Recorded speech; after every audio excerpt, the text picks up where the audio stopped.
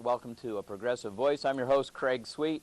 This is our final show of the fall, spring, summer, spring season. Felt like fall, though, the last couple of days. With all this rain, it sure did. We'll be back again in the fall with a series of shows leading up to the fall elections, the county commissioners' elections and the elections for state legislature. This, as I say, is our final show. It'll be rebroadcast in a home near yours Thursday morning at 11 o'clock. So go to your neighbors and tune in. Watch it communally. It's more fun that way. It's been a great time doing these shows for the last 7 weeks. And I think we've covered a lot of good issues of importance to Missoula and to our citizens here. Tried to give you something different that you don't normally see in a television show or read in a newspaper, or in the corporate media, as I like to call it, because they tend to dance all around the real issues that are of importance and rather focus on, the stuff that makes the National Enquirer, who's sleeping with who and where they're sleeping and things like that. Lately, there's been a lot in the paper in terms of letters to the editors and on talk show radio. Another little bit of a campaign by the good folks at Citizens for Common Sense Government to put a bad spin on the new party. I'm sure you've seen their letters in the Missoulian. I'm sure you've heard them calling in on a regular basis to the talk shows. The old right-wing fear-mongering. I mean, if you can't beat people on the issues, you parade out the fear, and you start to plant that bit of fear out there in people's minds that this new party has got some hidden agenda. Well, folks, new party's been very upfront about where they're coming from all along. But what about the Citizens for Common Sense Government? What's their principles? What do they stand for? As far as I can tell, it's nothing more than the status quo. And, the status quo and those people who like to protect the status quo and maintain the status quo, they've benefited greatly from the growth in this community over the last 10 years. They've reaped some tremendous profits at the expense of our quality of life and the quality of life in our neighborhoods. And if you're a taxpayer out there, you know what it's doing to your property taxes, what it's doing to your tax bill. We're paying for this sprawl, folks, and it's high time that, that we said to these folks at Common Sense Government, tell us who you really are, tell us what you really represent, and what special interests you represent. If you'll recall, back in November, the city council races, the candidates that were supported by Citizens for Common Sense Government received as much as 75% of their money from the development community and the real estate community. Now, we know there are good developers out there, and we know there are good people in the real estate industry out there as well who do not agree with the majority of these folks who call themselves Citizens for Common Sense Government. Back about a year and a half ago, the city council approved a subdivision called Mansion Heights. It was in the papers quite a bit. Basically, what had happened was about 10 or 15 years ago, a previous council had approved a subdivision up on Deanstone Mountain, up behind Shadows Keep, for 159 units. And it looked like that was never going to be built because it just sat there for 10 or 13 years, 10 or 12 years. And the developer brought a new proposal in for 140 units, or 150 units, a reduction of 9 or 10 units. City council turned it down. And over the course of a couple of weeks, they negotiated and went around and around. Finally, the city council did approve a subdivision up there for 115 units. Now, if you'll recall, back in November, Citizens for Common Sense Government said the city council didn't do anything. We wound up with something worse than the original project. Well, anyone who actually, was privy to what was going on and paid any attention realizes that there's a big difference between 115 houses and the original 159 houses. And there's a big difference in the design of that subdivision, the 115 versus the original 159 units. But why I bring it up today is I saw in the paper this weekend that the first lots are going up for sale up at Mansion Heights. They start at $69,000. That's your lot before you even build your house. There are people out here in Missoula who can't even come up with the money for a $69,000 house, to say nothing about coming up with a scratch just to buy the piece of land. I did a little quick figuring. At $69,000 per lot, 115 lots, comes out to about $7.5 million. And I remember how You know, the city council was portrayed as being some bad guys, picking on poor old man Felton up there, you know, really picking on this guy. Well, old man Felton stands to gain a windfall of $7.5 million. Now, granted, he's going to have to develop this land with that money as well. But I would think that old man Felton's going to see a pretty tidy little return for his investment on that land that he bought so many years ago, probably quite cheap. The housing that's going to go up on that hill will not be affordable, and it's going to be an expensive one for the city of Missoula to maintain. Every time they run a snowplow up there, every time they run a fire truck or a police car up there, it's going to cost a lot of money, a lot more than it does to maintain more of an urban type of density down here on the valley floor. And every time the cars go up and down that hill, up Whitaker Drive and up Hillview, the amount of pollution, you know, is going to increase for those people that live in that neighborhood. Over 300,000 car trips a year for that one subdivision when it's finally built out. That's a heck of a lot of cars going by your house over the course of a full year. Tonight's show is a good one. It's our final show, and we have a couple of people who've been actively involved in our community for a number of years on the issue of affordable housing. And I think, you know, talking about Mansion Heights is a perfect little lead-in for our show tonight. From the Missoula City Council over in Ward 2, we have Jim McGrath. Jim was elected to the City Council 2 years ago. And Jim has been actively involved with issues of affordability and working on the growth management issues on the City Council. We also have Bill Carey with us tonight. And Bill is the director of the Missoula Food Bank and on the board of directors of the Missoula Housing Authority. You're currently a state legislator, and you're running for county commissioner, which I think is wonderful that you threw your hat into the ring to run for county commissioner. I think we need people in the county level and in government who understand these issues of affordability and directly work with people who, you know, you come in contact with them every day, Bill, in your job at the food bank, who we're talking the lowest of low income. Mm-hmm. We're talking about the working poor many times in our community. We're not talking necessarily about people on welfare. That's right. Or anything like that. We're talking about working people in our community who get paid $5 an hour, $6 an hour, $7 an hour, and trying to raise a family, trying to live in our community, put food on the table, and have a shelter. You know, I mean, sometimes it's got to be terribly frustrating. You know, sometimes when you try to make affordable housing happen and all the hurdles you have to overcome. Maybe what we'll have Jim do is talk a little bit about what's happening on the city council in terms of affordable housing, and then we'll kind of talk a little bit about the state and your work with the housing authority. Great. Well, thanks for having me here. I'm glad you invited me on to talk about baseball all those months ago. Well, I told you it's well underway. So. Yeah, but the Mariners are doing so poorly. I figured you probably didn't want to talk baseball tonight. Yeah. You know, but I hear they're going to trade Griffey and A-Rod, you know, to the Mets or the Marlins, I think. I think it's the Marlins are going to trade them too. Yeah, the Marlins are commodity brokers of baseball. That's right. Well, as you know, when I first got on city council, and the community had been aware of housing needs for a number of years, since about the early 90s, when we had, you know, students camped out on the in boxes on the Oval and things like that, and trying to get some policy together, trying to make some difference. And by the time I got on city council in '95, we went and looked at the recommendations of the housing task force. It was a community-wide task force and great recommendations that had come out in like 3 years earlier.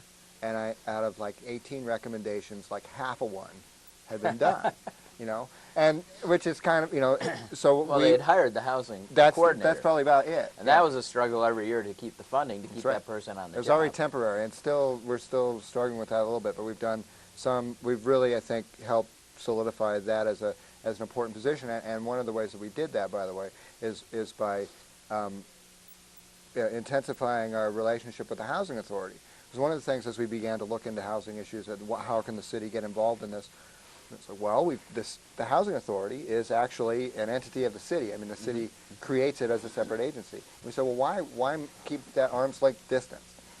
housing authority set up to do policy work, to do housing development work, a lot of things that it had not been able to do for a number of reasons that have to do mostly with federal policy and some state elements to that too. So we work to have a close relationship with the housing authority. We now have a nice ongoing working relationship. The director of the housing authority is in the mayor's leadership team, or whatever he calls it. We're ongoing sort of information exchange. We took up with all those recommendations, looked at what was happening in the community, and made several proposals. I mean, first of all, most of the vast majority of housing development is private sector. Right. On the one hand. The city itself is never going to be a big, like, developer or landlord or whatever. It seems, though, that even those, well, the vast majority of the development is in private, but the vast majority of affordable housing developments are a public-private partnership. What I was going to say, you cut me off before I got there, which is that the free market has never been able to provide affordable housing. Yeah. You go back to, like 1850, and you got this sort of Dickens picture. It's never been there. The United States was very late in coming up with sort of a public participation in that, and so it's sort of always been a partnership effort, or at times public direct action in that, like housing authorities around the country. But so we knew on the one hand that we weren't interested in being like a landlord or developer.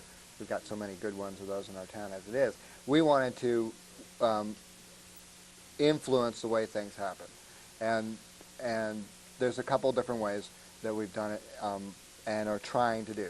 The first big way that we've done it, and that's been tremendously successful, is we looked at what was done around the country in terms of housing programs and what was possible to do in the community, and at the same time, through circumstances happening otherwise, the north side of Missoula had been self-organizing, and it's the lowest income neighborhood in town, and they have a tremendous housing problems, and they said, well, why don't we use models around the country where you focus on an entire neighborhood, try to revitalize it, and that if you're looking at living wage jobs, if you're looking at health care, if you're looking at crime, housing, and Bill talks about this eloquently, if you're looking at the food bank.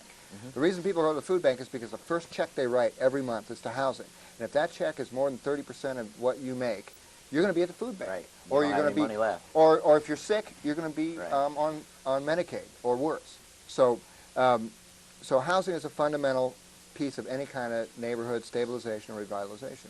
So we sat down with all of the nonprofit players in the community. We sat down with for-profit entities, banks, corporations. St. Patrick's Hospital has been really a leadership model, and the neighborhood, and the city and the county. And we said, how can we solve this?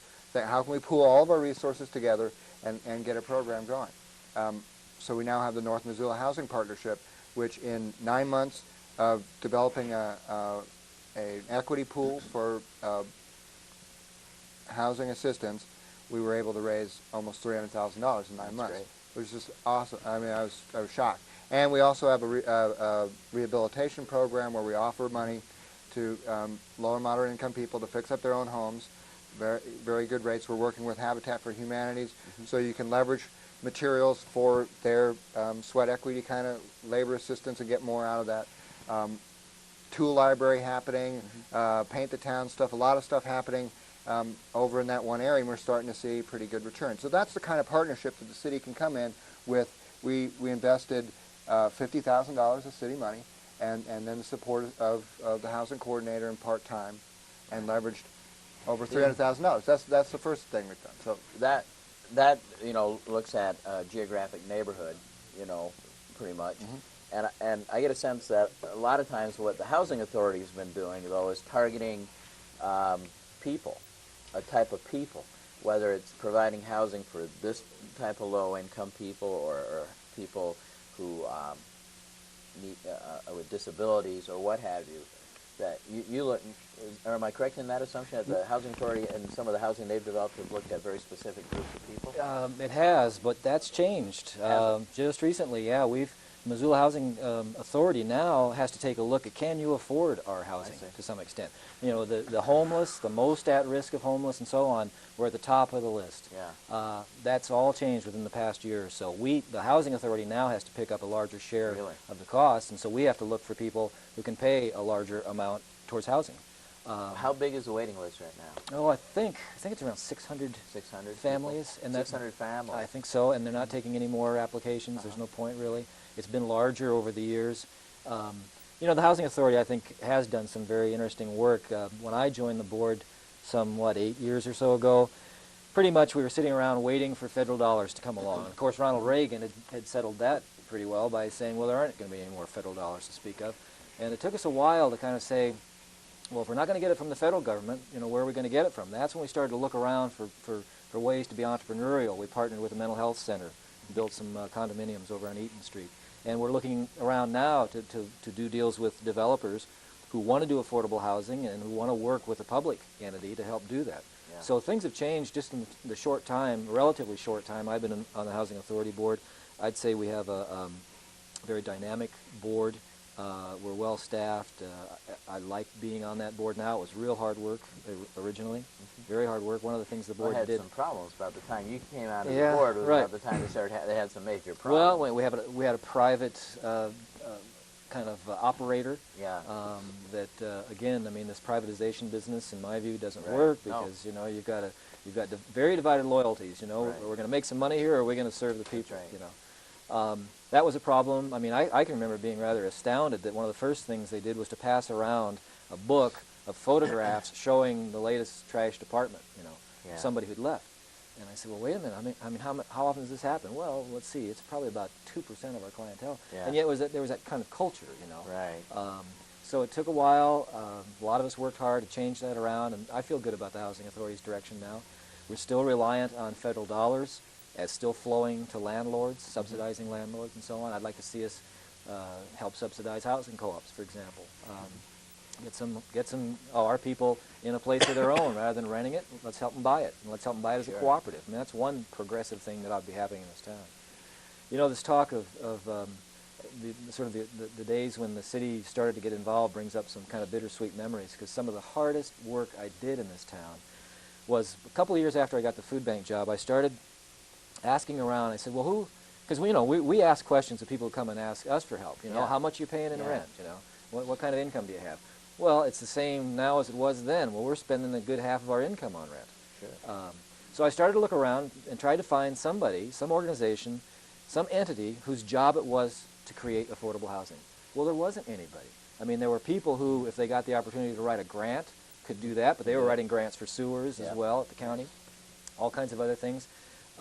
Other organizations, again, where, well, it's nobody's full-time job, but we try to do what we can. Yeah. All the literature I was reading said if you're going to get it done, you've got to create a non-profit developer of affordable housing. And I went to a conference. I asked a half a dozen organizations, would you help send me to this conference in D.C. Came back with a lot of good material, a lot of good sort of state-of-the-art information, and I wrote letters for about a year and a half, I think. Finally, Janet Stevens, much to her credit, finally said to me, well, look, I think maybe to stop all this mail she's getting from me, right? Because I'd always be updating people, you know, on the list. You know, here's what's new, folks, and here's what we need to be doing. So she, as county commissioner at that time, said, well, let's have a meeting at City Hall. Dan Kemmis was anxious to do something too. Packed the place. We had the Neighborhood Reinvestment Corp person from Great Falls come on down. It was a very exciting time, but the hard work was to create this nonprofit. There was some interest in town that didn't want to see it. You know, Sure. if you weren't going to play with my ball, That's right. you weren't going to play. You know. Well, So we didn't get neighborhood reinvestment in at that time. That took a little longer. But the Housing Authority Board spun off the Missoula Housing Corporation, which has since developed, raised almost $300,000 to help with the North Side and any other feasible project. Yeah, I'm on the board of the Housing Corporation, and they were the conveners of the partnership that I described, and it's actually a fulfillment of that, exactly that vision. It's one of those things where sometimes in a town like Missoula, you have to do it the hard way a little bit and reinvent but the you wheel.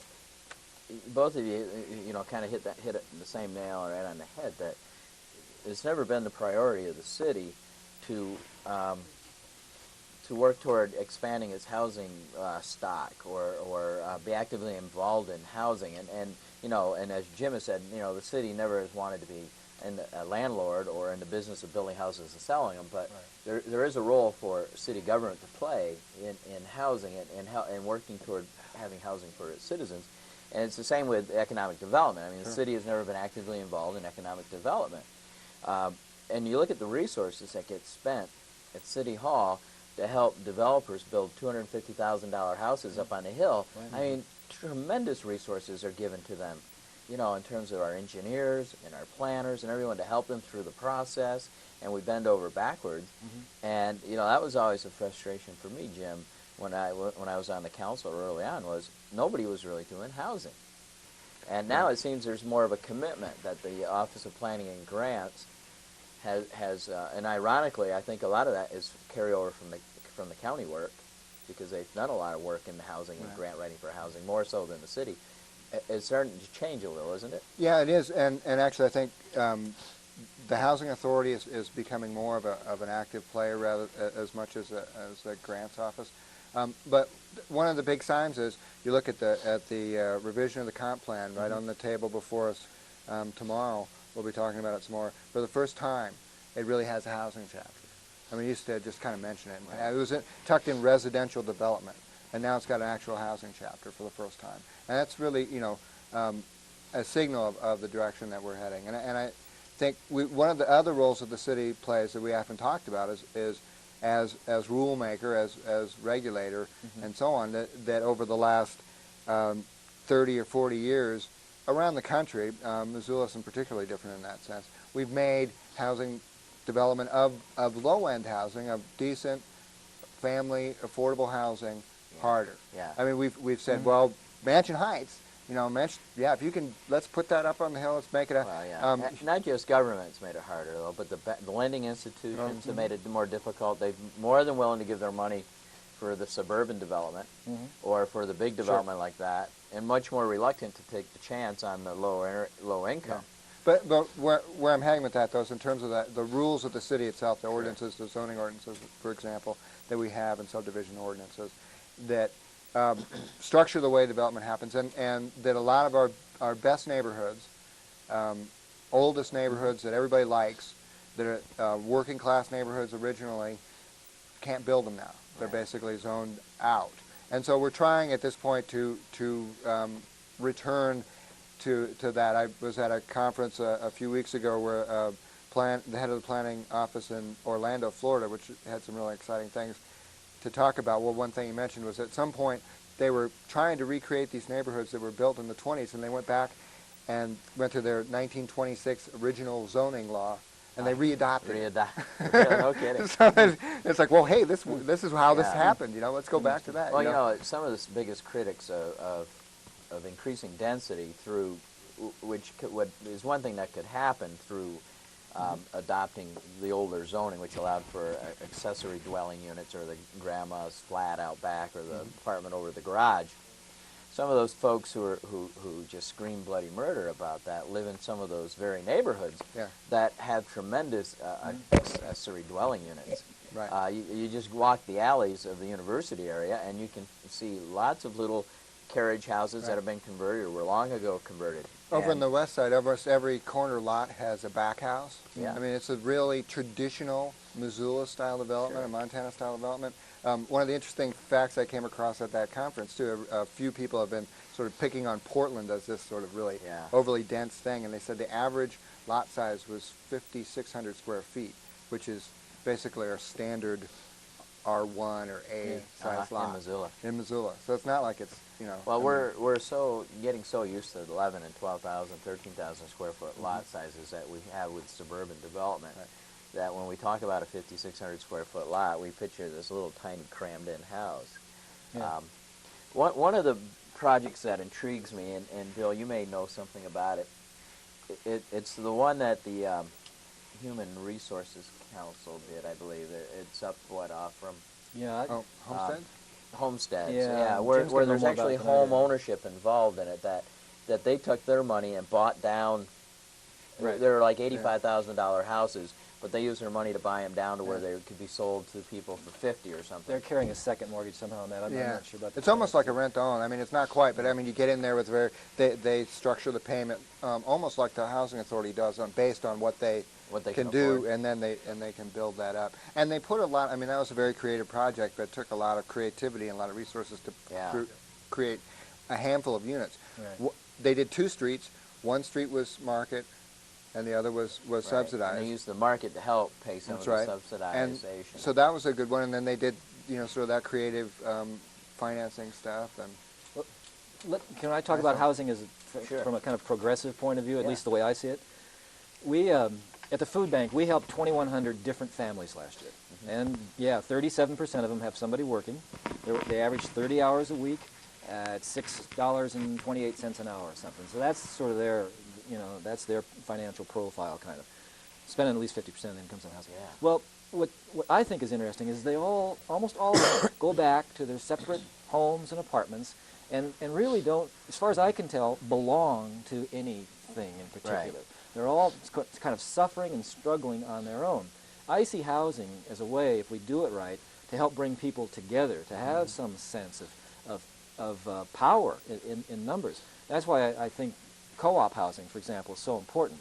You get people joining together rather than owning their own separate little place, which is great for some, but most of them aren't going to be able to afford it. Why not help develop a model which promotes togetherness and the power of people learning how strong they can be by doing something like providing their own housing and running their own housing. See, I see it as kind of a new approach to helping people become coherent again, in a social and political sense and an economic sense. Well, they begin to get a little bit of their own self-dignity back. Right. And that comes through the ownership. Right. But the co-housing isn't the co-op type housing isn't necessarily a new idea. It's been happening for years in Europe. I think that was the and original way of we this housed country. ourselves. For a long time. I mean, from the beginning. But I think if Missoula is going to consider if Missoula is going to consider itself a progressive community, I think we're going to have co-op housing at least as an option. Yeah. It's not for everybody by any means. I'd love to live in one. I've visited dozens of them around the country. I haven't run into anybody yet who said, "Boy, big mistake, moved into co-op housing." The fact is, they don't move out once they're in. It's the best value for their dollar. Can something like that happen, though, as Jim said, given our current zoning? And then, even if you could, how does it go about? How does it happen? People just decide they want to build this, shared wall house, maybe with 5 units in it, or? Well, good question, and I defer to Jim about zoning. He certainly knows more about it than I do. But I mean, a co-op house could be an existing apartment complex. For example, Parkside Village down behind Bilo has been available to a nonprofit for quite a number of years. It was a HUD development. The owners, made their income on the basis of keeping the rents low and were subsidized and so on. So now the housing authority is trying to buy it. Well, we could perhaps buy it and turn around and sell it. And start selling it back to the tenants. What you do is with the housing co-op, you set up a corporation, and the people who want to live in the housing buy shares in the corporation. As long as they make their monthly payments towards the cost of the mortgage and the operating expenses, they basically own and operate that thing. So it could be an existing building that, instead of being owned by a landlord, could be owned by the people who live in it. I don't think that would. I don't think so. No, I wouldn't violate it could be anything. a group of houses. I mean, in the same way that land trusts get set up, sometimes it's a particular specific building or an area, but it doesn't even need to necessarily be linked that way in a sense. I mean, they could be scattered over several blocks or something like that. The advantage of having it all in one area is you get sort of more of that social interaction and more of that impact. I mean, a lot of what it's interesting that Bill brings this up, because a lot of the discussion in things like, say, new urbanism or neo-traditional is all about how do you return to community. There's an award-winning HUD project where they took a housing project that had basically just doors in this open area that was run by gangs, and nobody would go out their door, and so they came in and they built porches so that people hang out on the porches and they'd look at. They could watch. They could watch. Okay, so that was sort of bringing back a little shared space. But that's such a meager little thing to do. It's kind of like, gee, that's the least we could do, put porches on them. So I mean, I think Bill's at a thinking about it in a more fundamental way, especially when you talk about and at a housing project level or at a neighborhood level, of making that linkage between other things, between where you live, where you work, Right. who you associate with, child care, where you send your kids to school. My block has 6 houses on it. I'll bet you there's 8 lawnmowers. Yeah. Yeah. Why? Yeah. Right. We need one at most. Yeah. Well, I lived in the north end of Boston for a while, very Italian north end, and many of the people who had like the butcher or the shoemaker or the person who ran a restaurant or the laundromat down on the street level lived above in a house above, and so did some other folks. And I've often thought, like over where Bernice's Bakery is, I mean, there's that beautiful building with beautiful apartments, I'm sure, up above it, and businesses down below that could generate income for this type of co-housing. If people were so inclined, they could get their ducks in a row and say, let's buy this entire block. We've got the businesses here. We all are business people. How can we do this? And then live there as well. Hey, the Belmont. Yeah. Yeah. Public housing. Yeah. As an elected public official, I mean, I see the poor, the working poor, just not voting, not participating. Right. And if we're going to get anywhere, if we're going to make any progress towards social justice, we've got to find ways to give people that sense of power. Sure. And one of the ways you do it is in housing, you do it in work. I mean, employee-owned businesses. I mean, I just think what we're looking at now is a time when the old approaches to alleviating poverty clearly haven't worked. In fact, we're in danger of establishing or having created a permanent working poor. Yeah. You look at the horizons. I mean, who's talking about? I mean, here we are in a wealthy country, and people are locked into high rents and low wage jobs. And where are the models? Where are the ideas that are going to say, no, this doesn't have to be this way? I mean, I think local government is probably the way we're going to have to rejuvenate democracy and find new ways of doing the economy and of doing politics. But Bill, the minute you start talking that way, there's going to be somebody out there who's going to start saying, oh, you're a socialist. Yeah. You're just talking about, employee-owned workplaces. My God, how terrible. Of course, they're the same people that don't want the unions in the workplace either. Well, yeah. And they're the same people that think it's just great to pay somebody $5.25 an hour and wonder why they don't do a good job for them, it's just amazing. Well, Tidymans and Rosars are employee-owned. They're employee-owned. I mean, nobody thinks about walking in there. God, I'm socialists, no. The labels. I mean, they're so easy to stick on and so hard to peel off. Yep. I consider myself a pragmatist. I mean, what works? That's right. What works is important. Yeah. What provides the living wage jobs? What provides affordable housing? Clearly, you can look at co-op housing as one example of affordable housing, owner-occupied, improves neighborhoods. I mean, you look at what works. Sure. The trick for local governments, though, particularly Montana, because the state basically strips all local authority as soon as we think of it. Yeah. So Bill knows that. I think next year they're just going to have this Missoula Omnibus Bill, which is anything you want to do in Missoula, we'll repeal it. We'll be against it. So the trick is how do you make that happen without it being something that's a government action in a direct way? I mean, obviously, so it's an opportunity for leadership. It's an opportunity, besides which I think it actually works better. I mean, what we're talking about is the folks being able to run their own lives, do their own stuff, have control over things. I'm a firm believer in democracy in that sense. I've never been in a room full of folks that if you let them have actual decision making, they would just naturally do it, and they almost always get it just right. Couldn't steer it, couldn't command them to do it better. And so we need to think of ways in which we can take leadership and empower the people to do that. And I think part of that is to build on local assets, the assets of the folks that are here, whether it's human assets or capital. Allow that kind of building up from below, and create those opportunities and inspire the many excellent businessmen in our community that want to participate, understand how that works in an economic sense, to participate with that, and are just willing to step forward. I mean, that to me was the exciting thing when we were capitalizing the partnership was how easy it was.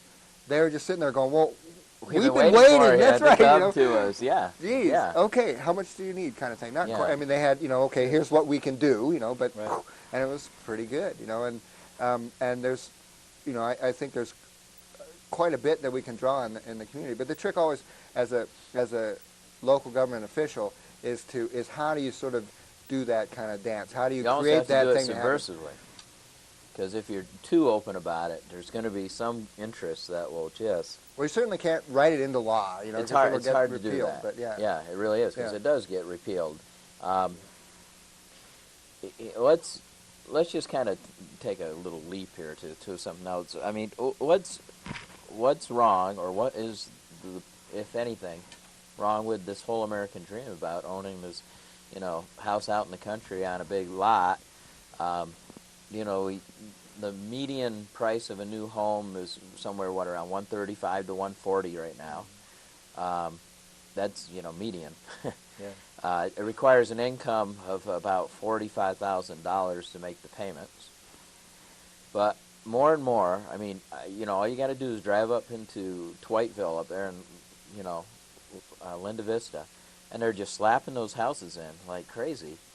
And it's that American dream of living out there in the country. Mm-hmm. Now, I go up there and I talk to some of those people up there about, landscaping and things like that. And, what I'm hearing is they're strapped. Mm-hmm. They spent a lot of money to get into that house. I mean, they're pushing it right to the edge. It's what's happening there with that? I mean, is this going to all come back to haunt us here sometime when there's an economic collapse? And Yeah, I don't know what to answer to that, but I think Bill's on the right track in the sense of that there's this one picture, and then not only of sort of the dream house and the large lot and so on, but then there's also the dream family, which is Right. a minority at this point. I mean, there is, I actually have I'm married and have 2 kids.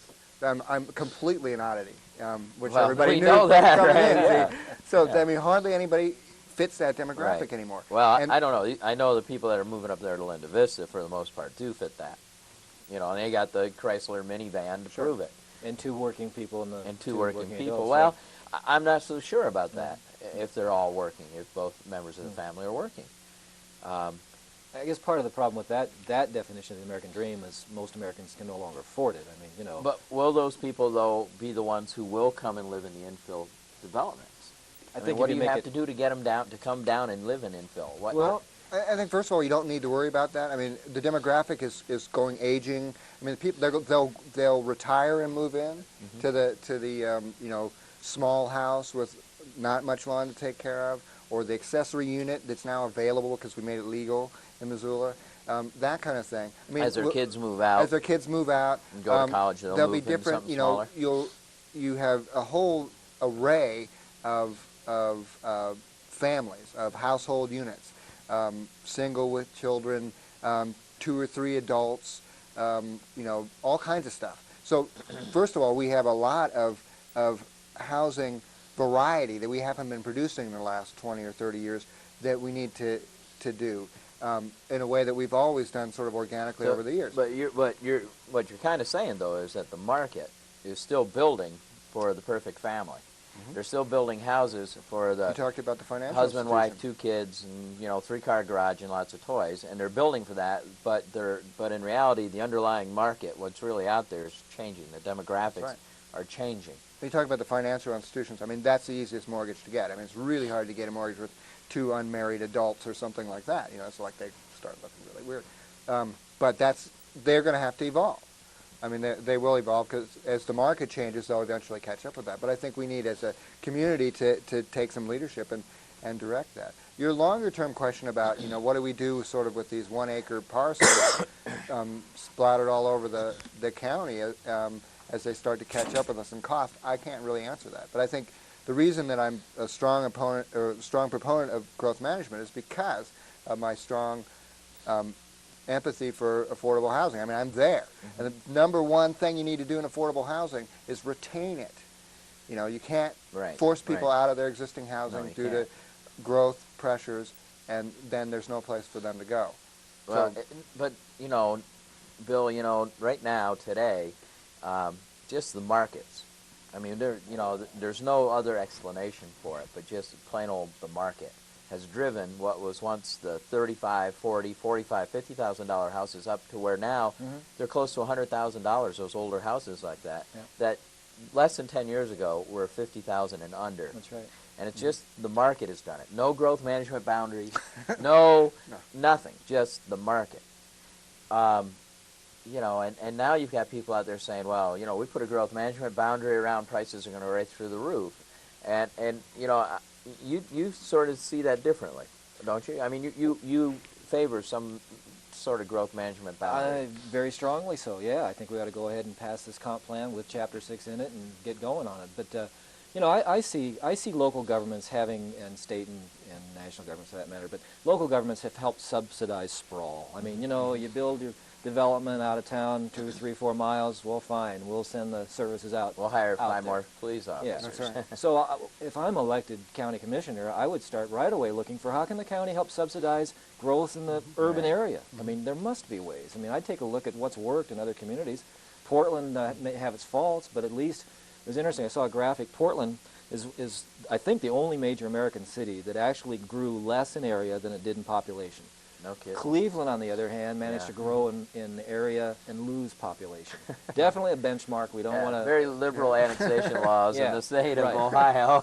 So, you know, Missoula County, Missoula City, we have to look for innovative new ways where we as a people, in the public interest, are going to say it makes more sense to keep the urban area urban. How do we do that? We can't do it alone. We've got to reward developers that want to build affordable housing. I know a developer doing his best to build affordable housing, but I talked to him after he'd had a meeting with a planning official a while back, and he said, I'm stupid for wanting to do this. I mean, it's just greed. Yeah. Right. Well, I want somebody like that to feel smart. Not only is he doing the right thing, he's making some money at it, and we're growing in a way we ought to grow. You know, so that's, I mean, if it was easy, we would have done it long ago. It's not easy, but I think that with an attitude of there must be some new things to try, we'll find some new things. Right. It's like with the business people, for example. I've seen in 10 years at the food bank, incredible amount of generosity from this business community. I mean, if I go into a business and I want them to help the food bank, and I go in assuming that this person's wearing a black hat, you know, well, you know, I'm liable to talk to somebody who's got a black hat on. If I go in assuming they're wearing a white hat, oftentimes, in fact, much more often than not, they in fact have a white hat on and they want to help. They want to do what's best. They want to do what's right. They can't go out of business doing it. No. But they want to do the right thing, I'd say, most of them. How do we get it across that this is the right thing for the county to shape our urban growth, not let it just be an unbridled process which will ruin what brought us here in the first place and what keeps us here. Now, I want to look back 20, 30 years from now and say, yeah, we were at a crossroads and we did the right thing. We started to manage growth in a sensible way. We didn't want to kill growth. Growth is going to happen, right? So how do we shape it? How do we serve the public's interest in all this? Yeah, I think the key thing, I mean, if you think it's controversial now, wait until we start talking about zoning. But that's right on the table is a package of changes in zoning that do exactly what you're talking about. I mean, right now, if you want to do the right thing, we make you jump through 17 hoops. If you want to do the worst thing, everybody's nightmare. Well, that's easy. Well, but I'm just saying, nobody wants that. I mean, you ask everybody, they go, oh, that's what I'm afraid of. You go, well, how about this? Had a project over on near California Street.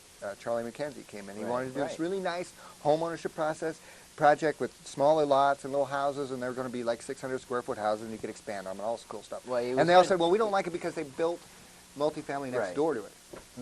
And we couldn't say anything about that. So we don't like that. And so he probably would have gotten through with the proposal. It was protested. Yeah, he still probably would have carried it, but he just gave up. He said, I can't do it. So and it had to be a he plan built of what development. He could build. Yeah. And it was... He was reducing the number of lots. He was reducing the number of lots and the number of houses, and the big complaint was basically, well, this development's just going to add more, overcrowding is going to add more traffic on the street, yet he was going to reduce the number of lots from what he could have done. But see, we can have a set of regulations that say to him, this is the one that goes through without review. And then if you want to build the box that has no windows, you know, and it's just really tweaks everybody off, that's the one you get hauled before city council and we start going, well, blah, blah, blah, and messing with them, and that's got to be a planned unit development or something. I've always felt that the best zoning is the simplest zoning. That makes it very clear. So these are your design standards. This is it, and this is this is this, and this is that. and anything that's out of the norm comes through as some sort of PUD kind of deal. I remember when Charlie brought his in, and it had a few unique quirks to it because he would build right up to the lot line, and then this house would be moved over and up to the lot line, so you had a bigger side yard on every house, and that freaked people out. Rather than have 7.5 foot setbacks, there was 0 setbacks on one side of each lot, and then 15 on the other. That totally was a concept that some governing officials just couldn't comprehend very well, but that kind of happens. But that's, for example, one of the proposals is to allow zero-lot development and put rules on it. You can't have a window on that side that looks into the person's bedroom. It has to do that. Yeah. Well, now, one of the beauties about this whole growth management and the changes to the comp plan and everything is some of the basis for what it's all built on. It comes from what's called the themes document, which came from people, from the public. It didn't come from the governing bodies necessarily. It came from a group of citizens and kind of got formulated and drawn together and put into some form by bureaucrats, but it was based on what the public said they were interested in. Excuse me. And one of those was housing. And now housing, as Jim pointed out earlier, is finding its way into the comp plan for the first time. There's more than just a paragraph about housing. What are going to be some of those points, Jim? I mean, accessory dwelling units. Accessory dwelling units will probably be. We're taking that up with council. At council, I don't know that's going to be part of the growth management package, but it's in every growth management scenario all around the country. Everybody's like, it's a natural.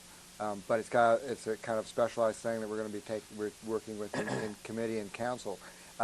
Things like smaller lot sizes, allowing them. I mean, these are all things like we're not just like forcing. We're saying you can have smaller lot sizes. The density bonuses, right? Density bonus is a really important thing. And what would a density bonus mean?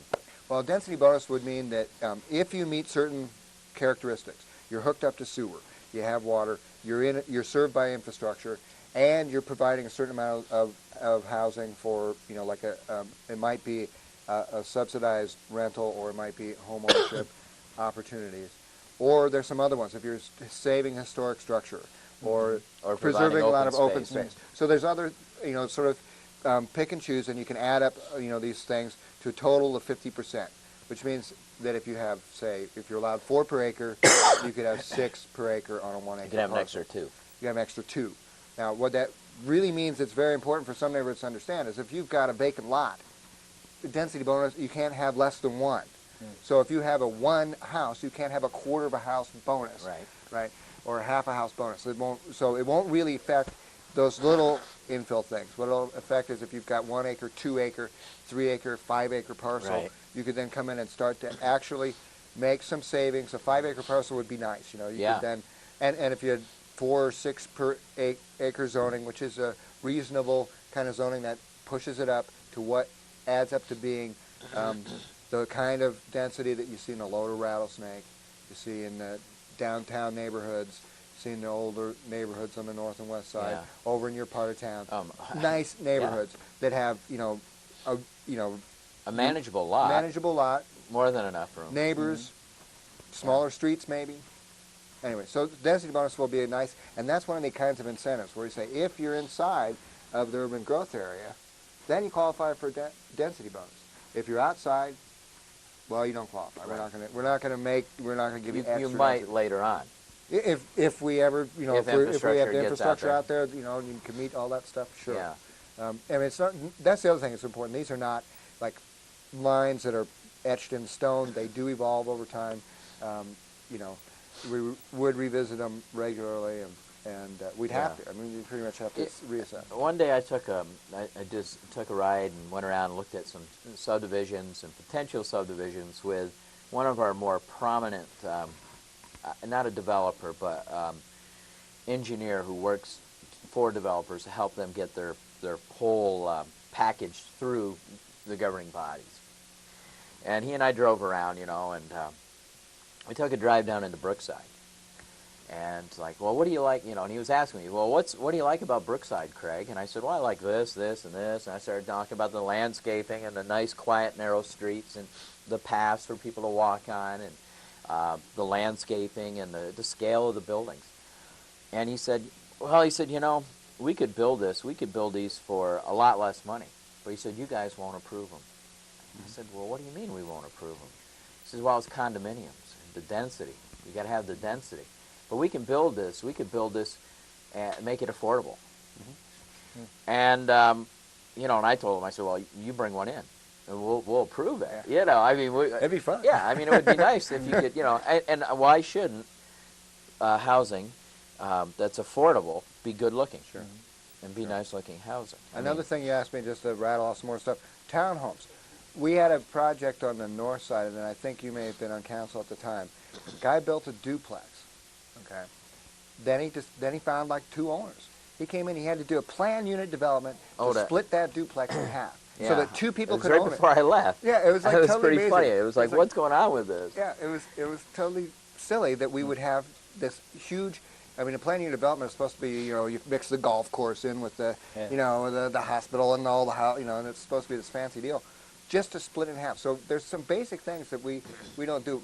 Mert Charney, one of our new council members, a lot of experience out of state, asked, you know, assumed that we could do that one day in annexation and zoning committee. Really? Like, oh, well, I'm going, no, we can't do it. That's part of the thing. He's like, you can't do that? It's like, You just can't split up an existing duplex and call it 2 separate homes. No.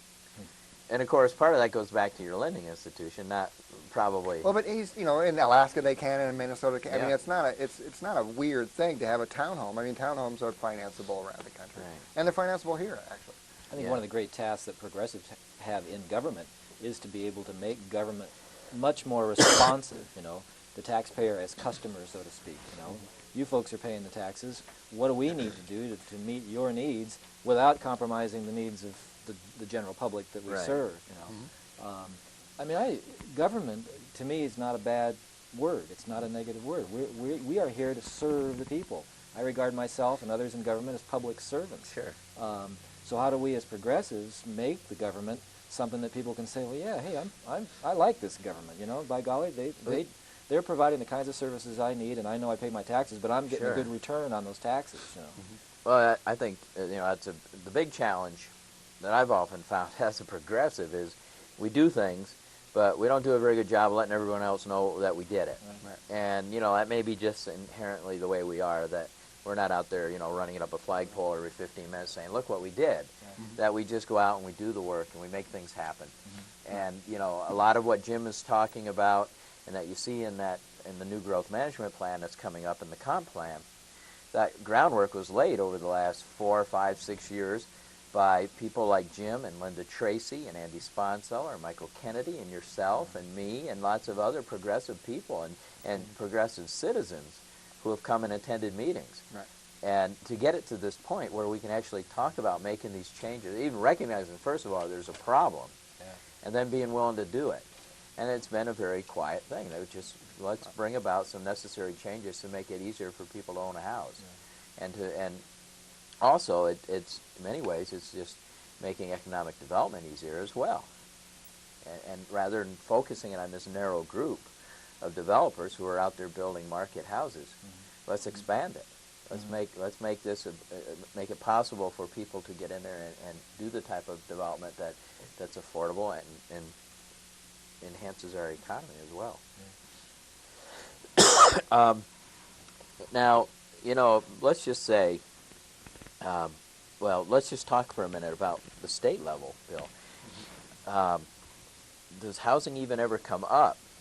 You bet it does. It came up a lot in, well, housing, very broadly defined in terms of the taxes, the property taxes. Yeah, really, in terms of property taxes. Yeah. In fact, the Democrats had what I thought was the best response to the increased property tax appraisals that we'd seen, and that was to give a homeowner exemption. I think we had it at $50,000. And when you did the computer scenario, you know, well, that was the one that achieved the most balance and the most fairness, really. Right. Well, of course, you know, we couldn't get it anywhere. You know, it just wasn't in the cards. So the alternative was to essentially sort of freeze taxes buy some time, dismantle the Department of Revenue's appraisal Right. department, and then perhaps even in some people's minds set the stage for, hey, we got to have a sales tax. Yeah. The property Well, tax that- system but doesn't that- work. But that very step, the inequities that are built into that are very troubling to people trying to develop housing, particularly at the low end, because what it says is if you're in a house now, Yeah. you slid in, you're safe. Like me. I mean, I got in and about 10 years ago, houses I could never get into a house now. Now it's saying we're going to complicate that by making the tax stuff get even more Yeah. Further away from you. further away from, and split off and penalize Yeah. new development and a whole bunch of other things that follow with that. They're just ridiculous. What about the housing trust fund, though? Grassroots folks for several sessions have been trying to get housing trust fund legislation at the state of Montana. It's in other states, and I don't know whether you weren't carrying that one, but I carried you the did bill, carry. yeah. Okay. Yeah, we're the two bills. Diane Sands carried one, I carried Yeah. the other. Couldn't get it out of committee. I mean, it's Huh. a pretty alien concept. Yeah. In fact, you wouldn't think there was an affordable housing crisis in Montana, given the very, very infinitesimal period Right. of time anybody talks about it. I have just a short kind of funny story that happened to me. I had a bill that would have basically defined what a housing co-op is. So the bill's in this committee. I went there to introduce it and so on. A couple of TV cameras, the place was packed. And I thought, wow, somebody's got a pretty hot bill here. Well, they were there to cover my bill Yeah. about the housing. Somebody saw affordable housing, and a lot of people who work in TV and Yeah. radio They know. stations. They know darn well. It was a big deal for them. So lo and behold, they were there to cover my bill. I also had a bill that would have given tenants the right of first refusal when their building came up for sale. Let's offer to the tenants first. Utterly radical notion, but it's one way that in D.C., for Yeah. example, that people would become homeowners. But yeah, it's a real life, down to earth, day to day, incredible struggle for people to make the Sure. rent. But if you go to the legislature, you wouldn't know it. Yeah. We've only got a couple more minutes left. I want to really just thank both of you for the work that you've been doing, both locally and on the state level. And that's the only way we're going to, ever get anything accomplished is by good progressive legislators like yourself. And, Bill, I know you're getting so you know your way around with the bankers pretty well, and they know you and where you're coming from, and you've built up a good, reputation and good deal of trust. And, I know a few realtors who, are just amazed about Jim McGrath over here because, when Jim first got elected and they first started walking into meetings, they're thinking, you were dealing with Che Guevara Jr. over here, Then he turns out he's Ken Griffey Jr., There we go. and he's building up some legitimacy with these people in the banking communities and in the development community and beginning to build the partnerships in order to make this happen. And I appreciate both of you in the positions you're in, and I hope, Jim, you can stay on the council and get another term, and I'd love to see you on the county commission because I think you'll bring a great deal of skills, Bill, to that office that aren't there now, and that would be wonderful if you could get elected.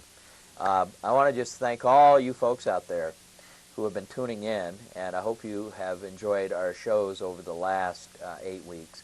We'll be back again in the fall, probably second or third week of September, and we'll bring you shows right up through the election. We're going to go and try to come up with some new formats for how we can make the show even more exciting and fun. Maybe bring in some videotape, a person on the street kind of commentary that will interlace through the show, that type of thing. And we'll cover the elections for you beginning in mid-September, like they aren't being covered in the Missoulian or on local TV. And so keep that in mind, and we will be there. And we'll talk about the issues, and we'll get the candidates in here talking about the issues, and we'll have a good time. See you in September. Thanks for being here.